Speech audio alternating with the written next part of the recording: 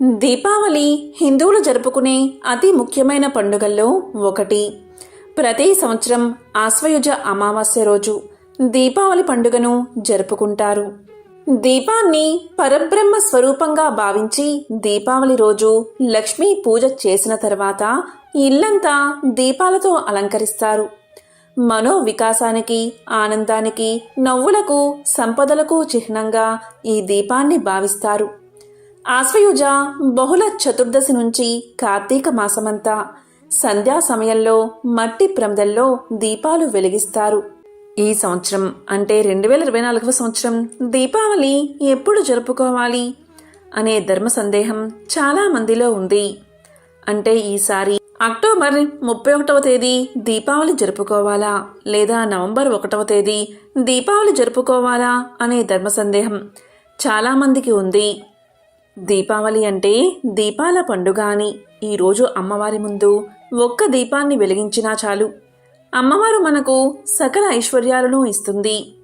మరి ఏ రోజు అంటే అక్టోబర్ 31వ తేదీనా లేదా నవంబర్ 1వ తేదీనా, ఏ రోజు లక్ష్మీదేవి ముందు దీపాన్ని వెలిగించాలి? అసలు దీపావళి పూజా సమయాలు ఏమిటి? శుభకాలం మొత్తం అంతా కూడా ఇప్పుడు తెలుసుకుందాం. అంతేకాదు, దీపావళి వెళ్ళిన మరుసటి రోజు నుంచి కార్తీక మాసం ప్రారంభమవుతుంది. ఈరోజు అంటే కార్తీక పాడ్యమి రోజు పాడ్యమి స్నానాలు చేసి కార్తీక మాసానికి ప్రతి ఒక్కరూ స్వాగతం పలుకుతారు. మరి కార్తీక పాడ్యమి స్నానాలు ఏ రోజు చేయాలి అంటే నవంబర్ 1వ తేదీనా లేదా నవంబర్ 2వ తేదీనా? కార్తీక పాడ్యమి స్నానాలు మరియు పాడ్యమి దీపాలు ఎలా వెలిగించాలి అనే విషయం గురించి కూడా ఇప్పుడు తెలుసుకుందాం. దీనికి సంబంధించిన ఒక కథ చెబుతారు. పూర్వం ఒకసారి దూర్వాస మహర్షి దేవేంద్రుడి ఆతిథ్యానికి వెళ్ళి ఒక హారాన్ని ఇస్తాడు. ఆ హారాన్ని తిరస్కరించిన ఇంద్రుడు తన ఐరావతం మెడలో ఆ హారాన్ని వేస్తాడు. ఏనుగు ఆ హారాన్ని కాలితో తొక్కేస్తుంది. అసలే దూర్వాసుడికి కోపం ఎక్కువ. ఇదంతా చూసి కోపంతో రగిలిపోయిన ఆ మహర్షి దేవేంద్రుణ్ణి శపిస్తాడు. ఆ శాప ఫలితంగా తన స్థానాన్ని, సర్వ సంపదలను కోల్పోతాడు. దిక్కు తోచని స్థితిలో శ్రీ మహావిష్ణువును ప్రార్థిస్తాడు. కనికరించిన శ్రీ మహావిష్ణువు ఒక జ్యోతిని వెలిగించి దానిని శ్రీ మహాలక్ష్మి స్వరూపంగా తలచి పూజించమని ఉపదేశిస్తాడు. ఇంద్రుడు అలా చేసిన తర్వాత పోయిన సిరి సంపదలు తిరిగొచ్చాయని పురాణ కథనం. అప్పట్నుంచి లక్ష్మీదేవిని పూజించిన వారికి సర్వ సంపదలు చేకూరతాయని నమ్ముతారు. ఇక ద్వాపర యుగంలో దీపావళి భూదేవి వరహస్వామికి అసుర సమయంలో జన్మించిన నరకాసురుడు తల్లి చేతిలో మాత్రమే మరణించేలా వరాన్ని పొందుతాడు. వరగర్వంతో లోకకంటకుడిగా తయారైన నరుకుడు ముల్లోకాలను పట్టి పీడిస్తాడు. నరకాసురుడి బాధలు భరించలేని దేవతలు, మునులు, గంధర్వులు శ్రీహరికి తమ గోడు వెళ్లబోసుకుంటారు. వారి మొర ఆలకించిన శ్రీ మహావిష్ణువు ద్వాపర యుగంలో కృష్ణుడిగా అవతరించి సత్యభామతో నరకాసుర సంహారం చేశాడు. నరకుడు చతుర్దశి రోజు మరణించగా ఆ తర్వాత రోజైన దీపావళి రోజు దీపాలు వెలిగించి ప్రజలు సంబరాలు చేసుకున్నారు. ఇక త్రేతాయుగంలో రావణ సంహారం తర్వాత సతీ సమేతంగా అయోధ్యకు చేరుకున్నాడు శ్రీరాముడు. అందుకే దసరాకి రావణ దహనం కార్యక్రమం నిర్వహిస్తారు. దసరా తరువాత వచ్చే పండుగ దీపావళి. రావణ సంహారం తర్వాత అయోధ్యకు చేరుకోవడంతో ప్రజలంతా దీపాలు వెలిగించి బాణాసంచా కాల్చి సంబరాలు చేసుకున్నారు. సాధ్యం త్రివర్తి సంయుక్తం వహ్నినా యోజితం మయా గృహానా మంగళదీపం త్రైలోక్య తిమిరాపహం భక్తాదీపం ప్రయచ్చామి దేవాయ పరమాత్మనే త్రాహిమాం నరకాత్ ఘోరాత్ దివ్యజ్యోతి నమోస్తుతే. 3 వత్తులు నూనెలో తడిపి అగ్నితో వెలిగించి శుభప్రదమైన 3 లోకాల చీకట్లను పోగొట్టగలిగిన దీపాన్ని వెలిగించాను. పరమాత్మునికి ఈ దీపాన్ని భక్తితో సమర్పిస్తున్నాను. భయంకరమైన నరకాల నుంచి రక్షించే దివ్యజ్యోతికి నా నమస్కారమని ఈ శ్లోకమర్థం. దీపావళి పండుగను ఏ రోజు జరుపుకోవాలో తెలియాలి అంటే ఈ సంవత్సరం దీపావళి అమావాస్య తిథి గురించి మనకు తెలియాలి. ఈసారి దీపావళి అమావాస్య తిథి అనేది అక్టోబర్ 31వ తేదీ మధ్యాహ్నం 3:52 మొదలై నవంబర్ 1వ తేదీ రాత్రి 6:16 అమావాస్య తిథి ముగుస్తుంది. ఎప్పుడైనా సరే దీపావళి అమావాస్య అంటే రాత్రి అమావాస్య గడియలను పరిగణలోకి తీసుకోవాలి. ఎందుకంటే అమ్మవారికి దీపావళి అమావాస్య అంటే చాలా ఇష్టమైన తిథి. అక్టోబర్ 31వ తేదీ రాత్రి మాత్రమే అమావాస్య గడియలు ఉన్నాయి. నవంబర్ 1వ తేదీ రాత్రి మాత్రం అమావాస్య గడియలు లేవు. ఇలా రాత్రి సమయంలో అమావాస్య గడియలనే ప్రామాణికంగా తీసుకుంటారు. దీపావళి అమావాస్యకు సూర్యోదయ సమయంలో అమావాస్య తిథి ఉండాలి అన్న నియమం ఏమీ లేదు. ఉండొచ్చు, ఉండకపోవచ్చు. కానీ రాత్రి మాత్రం అమావాస్య గడియలు తప్పకుండా ఉండాలి. రాత్రి అమావాస్య గడియలు ఉన్న రోజే దీపావళి అమావాస్యను జరుపుకోవాలి. ఈ సంవత్సరం అంటే 2024 సంవత్సరం అక్టోబర్ 31వ తేదీ రాత్రి మొత్తం అమావాస్య గడియలు ఉన్నందున అక్టోబర్ 31వ తేదీని దీపావళిగా జరుపుకోవాలని కొంతమంది పండితులు చెబుతున్నారు.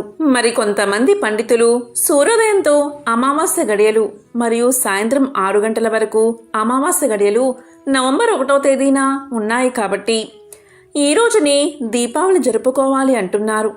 ఇలా 2 రోజులు వచ్చినప్పుడు వాదనలకు దిగకుండా ఏదో ఒక రోజు దీపావళిని జరుపుకోండి. కానీ చెప్పాలి అంటే అక్టోబర్ 31వ తేదీ రాత్రి మొత్తం అమావాస్య గడియలు ఉన్నాయి కాబట్టి ఈరోజు దీపావళి చేసుకుంటే 100% పూజా ఫలితం మీకు దక్కుతుంది. ఇక అక్టోబర్ 31వ తేదీ లక్ష్మీదేవి అమ్మవారిని పూజించడానికి శుభముహూర్తాలు ఎప్పుడో ఇప్పుడు తెలుసుకుందాం. లక్ష్మీదేవికి వృషభ లగ్న కాలం అంటే చాలా ఇష్టం. ఈ వృషభ లగ్న కాలంలో భక్తులందరూ లక్ష్మీదేవిని విశేషంగా పూజిస్తారు. అక్టోబర్ 31, 2024న లక్ష్మీదేవిని పూజించడానికి వృషభ లగ్న ముహూర్తం వచ్చేసి సాయంత్రం 6:25 నుంచి 8:26 వరకు వృషభ లగ్న కాలముంది. ఈ సమయంలో అమ్మవారిని భక్తి శ్రద్ధలతో పూజిస్తే అఖండ లక్ష్మీ కటాక్షం కలిగి ఆ ఇంట్లో లక్ష్మీదేవి సిరుల వర్షాన్ని కురిపిస్తుంది. ఈ సమయాన్ని వృషభ లగ్న కాలమంటారు. ఈ సమయంలోనే ఈ ఇంట్లో అమ్మవారి ఫోటో ముందు దీపాన్ని వెలిగించండి. ఇంటి ముందు కూడా దీపాలు వెలిగించండి. ఇలా ఈ సమయంలో దీపాలు వెలిగించడం వల్ల మన ఇల్లు సిరి సంపదలతో భోగభాగ్యాలతో వర్ధిల్లుతుంది. లక్ష్మీదేవి మనల్ని దీవిస్తుందని పురాణాలు చెప్తున్నాయి. పంచభూతాల్లో ప్రధానమైనది అగ్ని. ఈ అగ్ని ప్రాణకోటి మనుగడకు ఉపకరించే తేజస్సును, ఆహారాన్ని, విజ్ఞానాన్ని ప్రసాదిస్తుంది. ఈ దీపాల వెలిగింపు ద్వారా 3 రంగులు ప్రధానంగా మనకు కనిపిస్తాయి. అందులో నీలము, పసుపు, తెలుపు ఈ 3 రంగులు మానవ మనుగడకు ఆవశ్యకమైనవిగా. ఈ 3 రంగులు జగతిని పాలించే లక్ష్మి, సరస్వతి, పార్వతులుగా భావిస్తారు. అంతేకాదు ఈ 3 రంగులు సత్యం, శివం, సుందరం. ఈ 3 రంగుల దీపపు కాంతి ద్వారా స్త్రీ జగన్మాతలను ఆరాధించినట్లుగా మానవులకు విజ్ఞానం, వివేకం, వినయాలకు సంకేతమని సందేశాత్మకంగా హిందువులు నమ్ముతారు. మానవుడు నరకం నుంచి తప్పించుకోవాలి అంటే, అలాగే దక్షిణాయన పాపకాలం నుంచి తప్పించుకోవడానికి జ్యోతిని దానం చెయ్యాలని చెప్తారు. అందుకుగాను ఆశ్వయుజ మాసంలో వచ్చే బహుళ చతుర్దశి, అమావాస్యలు పరమ పవిత్ర పర్వదినాలుగా భక్తులు భావిస్తారు. దీపావళికి అంతటి శక్తి ఉంది కాబట్టి ఈ దీపాన్ని ఈ వృషభ లగ్న కాలంలో ప్రతి ఒక్కరూ లక్ష్మీదేవి ముందు, అలాగే మన ఇంట్లో వెలిగించాలి. ఇక ఈరోజు అంటే అక్టోబర్ 31వ తేదీ ప్రదోషకాల సమయం వచ్చేసి సాయంత్రం 5:37 నుంచి 8:06 వరకు ఉంటుంది. ఇక ప్రదోషకాల లక్ష్మీ పూజా సమయం వచ్చేసి సాయంత్రం 5:37 నుంచి 6:16 పాటు అంటే 40 నిమిషాల పాటు ఈ అద్భుత సమయం ఉంది. దీపావళి పండుగను జరుపుకోవడానికి ఇది అత్యంత దివ్యమైన ముహూర్తమని పురాణాలు చెప్తున్నాయి. అంటే ఈ సమయంలో లక్ష్మీదేవి ముందు, ఇంటి ముందు దీపాలు వెలిగించి దీపలక్ష్మిని పూజించాలి. ఇలా చేస్తే అష్టైశ్వర్యాలు కలుగుతాయి. అదేవిధంగా లక్ష్మీదేవి పూజకు అనువైన మహానిషిత కాలం వచ్చేసి అక్టోబర్ 31వ తేదీ రాత్రి 11:26 నుంచి 12:16 వరకు ఉంటుంది. అంటే మొత్తం కాలం 49 నిమిషాలు. ఇక ఈరోజు సింహలగ్న పూజా ముహూర్తం వచ్చేసి నవంబర్ 1వ తేదీ అర్ధరాత్రి 12:50 నుంచి 2:56 వరకు సింహలగ్న కాలముంది. ఈ సింహలగ్న కాలంలో అలాగే మహానిషిత కాలంలో లక్ష్మీదేవిని విశేషంగా పూజిస్తారు. ఈ సమయంలో ఎవరైతే లక్ష్మీదేవిని భక్తి శ్రద్ధలతో పూజిస్తారో అలాంటి వాళ్లను ఎంతటి పేదవాళ్ళైనా సరే అమ్మవారు ధనవంతులుగా చేస్తుందని పురాణాలు చెప్తున్నాయి. ఈ సమయంలో లక్ష్మీదేవికి ఉసిరికాయ దీపం వెలిగించి లక్ష్మీదేవికి హారతి ఇస్తే ఇంట్లో ఉన్న దరిద్రం మొత్తం తొలగిపోతుంది. ఎందుకు అంటే ఉసిరికాయ శ్రీ మహాలక్ష్మికి ఎంతో ప్రీతికరమైనది. లక్ష్మీదేవికి ఎంతో ప్రీతికరమైన ఉసిరికాయ దీపం వెలిగిస్తే కోరిన కోరికలు తీరతాయి.